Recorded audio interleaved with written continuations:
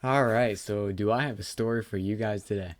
Let's just put it like this. Scammers suck, but they're kind of fun to play around with, all right? So I'm just going to let you guys know that I did everything that I'm about to explain on purpose just because I have another video I'm going to post after this to explain how these things work and what to watch out for and what you can do to protect yourself. But but I just want to have a little bit of fun. And I've always wanted to fall for a scam. I've always wanted to see how far into a scam I can get before I'm just opted out by either having to give away my personal identity number, social security, all that fun stuff. But this one went far enough and I never had to get rid of any of that. So let's just start off from the beginning. I was at work and I had free time. I was looking at my phone and I get this message from somebody called Ash Baby Daddy. I believe they're on Instagram somewhere. Regardless, though, I decided, you know what? I'm going to follow through with this. I'm going to go see what's going on. And that's exactly what I did. So he started texting me saying that he can offer me $500 a week, 4,000. What? That's like $4,000 a month or something. No, that's $2,000 a month. But he said something about $4,000 a month and something around there. And I was like, okay, fuck it. So I said, okay, yeah, I'll do that. What is it you want from me? And they were like, well, I want you to help me out after works and stuff because people don't ever talk to me and they're mean to me. And I'm like, oh, that's so sad. Now, in this section, I'm playing the role of a 23-year-old girl because that's just to keep myself a little bit safer.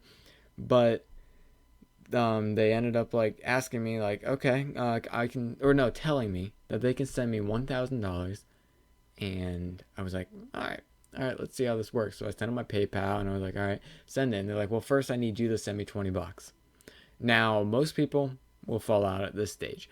I decided that it's not like I have $20 to spare, but I had $20 that I wasn't using for anything.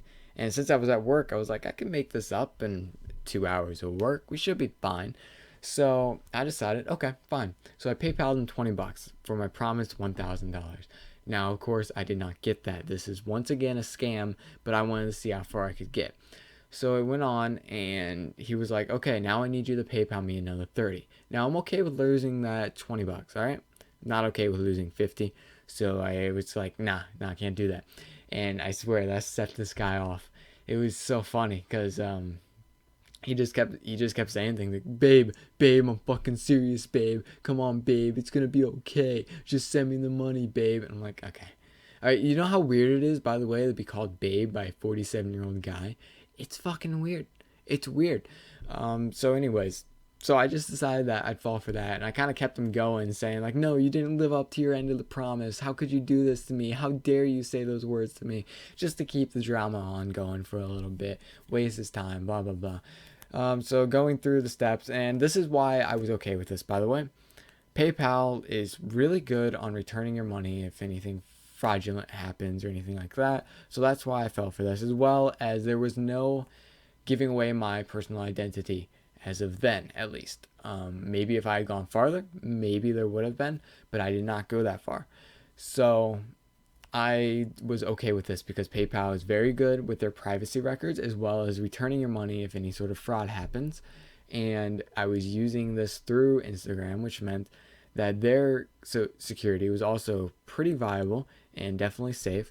So I was okay with this for the time being until he started requesting more money. But I didn't fall for that. Regardless, don't fall for these things, okay? Just don't. They're not enticing. I don't understand how people fall for these. They made no sense at all. They kept repeating the same things. They had bad spelling mistakes. Their names were lowercase. The things that just kind of point out scammers. Now, why they don't fix these things when they're obvious, I don't know. They could totally be better scammers if they tried, but they're not. So don't fall for these things. But I did on purpose. Don't do that. It could potentially cost you a lot. So don't do that on purpose like I did. I risked it and I said, okay, but that doesn't mean you should.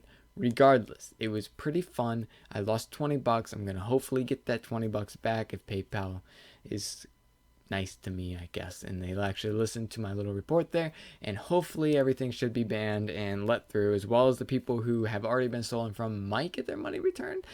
depending on how PayPal works exactly. Regardless, it was pretty fun and I had a good time with that.